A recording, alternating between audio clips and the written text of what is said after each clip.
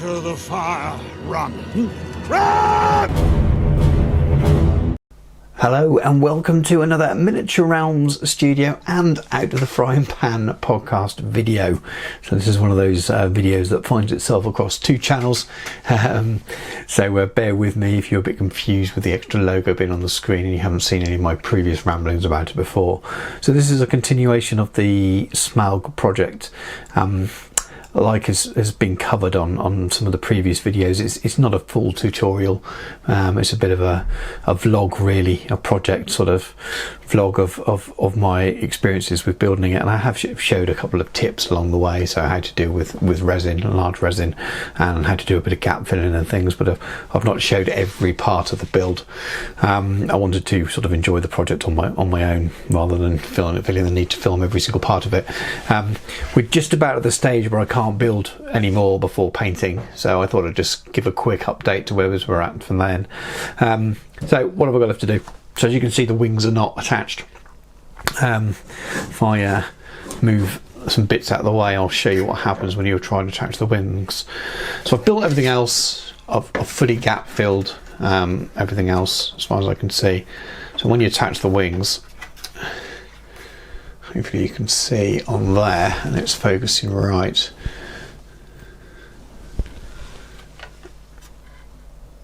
You can see there that there's going to be quite a gap down there. So for me, that's a problem on a model like this. I want it to be built really well. It's pretty much going to be display, maybe used once or twice ever. So I want to make sure that there's no big gaps down there. But it's going to make it very, very hard to paint with it fully glued on there. So I think what I'm planning on doing is making a good start on painting with the wings off, but still leaving an area unpainted, then attaching the wings, green stuffing them before I finish it off. So I just give myself a bit of help with it, really, to get that to completely match up without gap filling. It's just a non-starter, really. You can get away with just sticking it on afterwards, but there are gaps that maybe don't show up on there quite as well on the video, but I want it to be a sort of a smooth fit. So that's what I'm planning on doing, even if I just go as far as priming it and getting some red layers on here first, but it'll definitely be a lot easier to do some airbrushing of the smaller parts first. So that's the plan. Everything else is sort of ready to go. I even glued on all the bits that are probably advisable to magnetize and things like these. There's lots of very, very brittle parts on this miniature. I am concerned that I'm going to break things while painting, but I have no choice really but to stick these things on. I don't know if it's picking that up on the microphone, but it's very brittle. So we will see. Hopefully I don't break anything. The base is cleaned up, ready to go. It's not quite even, so I'm gonna have to get that in some hot water before I prime it, and Bilbo's cleaned up, ready to paint separately as well. So anyway, this will be the last you see the model completely grey on the video. I'll come back a little bit later in the video. I'll show you some of the early painting stages.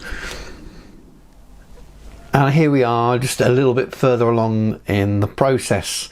So since sort of showing you the problems with the wings and about attaching them and whether to leave them on or off, I did decide to leave them off for at least this stage, which was getting the initial prime down and doing a zenithal highlight.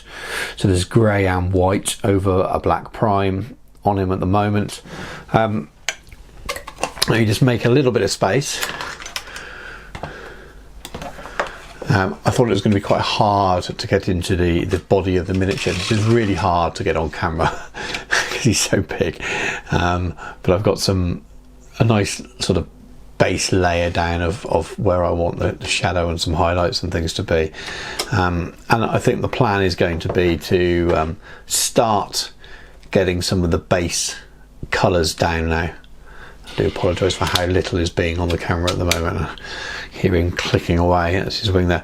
I do intend to start painting in this stage, just 'cause it's so unwieldy anyway. It's going to be a real nightmare. You almost want to stick him on his base to paint him, but then that just wouldn't work either.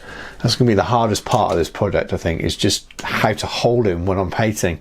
What I'm going to do is just sort of show you what it looks like when a wing goes on. and what kind of gap I'm going to have to fill afterwards. And I did cover this earlier in the video, I know. So the plan is, as I say, to start working on the wings, start working on the basic colours of the main body, but not go too far. And then, especially some of the underside where I was going to find it hard to get to afterwards. And then I'm going to maybe just pop a light matte varnish over it to protect it a little bit, and then come back and glue the wings on and fill this gap. And then I'm going to have to, with the airbrush, reprime and pre-highlight, which is going to go over, it's going to overspill slightly probably onto some of the work I do elsewhere, and then paint it from there. But it's going to be a nightmare. There's going to be little bits popping off all over the place, I'm sure, but I'm still having fun with it. It's just taking a little bit longer than I expected, but we'll see how it goes. And then I also, if I move him very carefully out of the way, I also made a start on the base when I had the airbrush out the other day for another job. I had a few minutes left at the end of the day, and I had the airbrush set up, and I thought, right, we'll give it a go. So it's sprayed black, and hopefully you can see it here. I've done some marble effect on the stonework, and that's covered in gloss afterwards. I want it to look shiny. It will be toned down a little bit because I'm going to add some weathering powders and things, maybe a little bit of oil washing, just to kind of tone it down. I hope it's showing up on the camera, probably not very well at all, but there's, as I said, there's lots of subtle marble effects all over here, including on the floor down there as well. Then I sealed it, as I said, with gloss varnish, and I've left it glossy, and then I masked it off, and I got some base gold layers down with the airbrush as well. That all needs washing back. I need to pick out the detail on all the other little bits, so the chests and things, the wooden parts of the chest. I need to go back in and pick those out. And there's a shield there. There's an Iron Hill shield. But I've made a start on the base, which was a little bit easier to handle. So we'll see how it goes. If I end up with a spare few minutes here or there, I'll probably keep chipping away and getting this base done. But the next plan is to try and get the initial layers of the airbrush down so that I can get the wings on and fill the gap, and then I know where I'm at. But yeah, it's going to be fun to hold it. But anyway, thanks for watching the video. Whether you're watching through Out of the Frying Pan or Miniature Realms, please do like, share and subscribe and all that stuff, and I'll catch you soon. Out of the frying pan and into the fire. Run! Run!